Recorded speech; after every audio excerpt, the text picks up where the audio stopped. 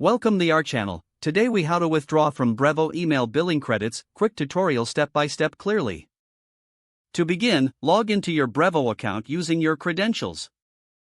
Once logged in, navigate to the dashboard on your homepage. Look for the billing section in the main menu. Click on the billing option to access your account details.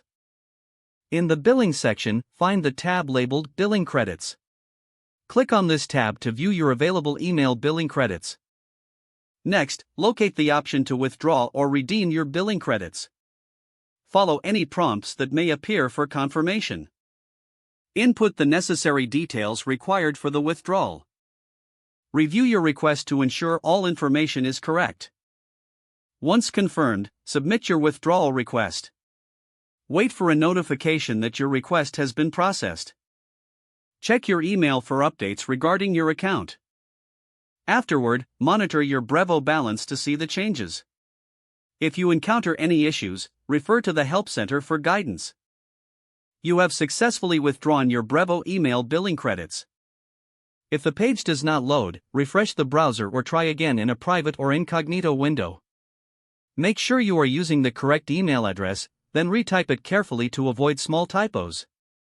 If your password is not accepted, use the reset option and create a new strong password you can remember.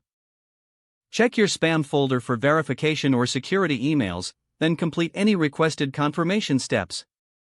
Enable two-factor authentication if available to improve account security and reduce unauthorized access risk.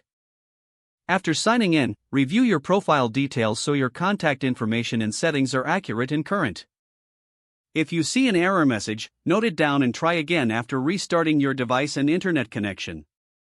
Log out when you finish, especially on shared devices, to keep your account and payment information secure.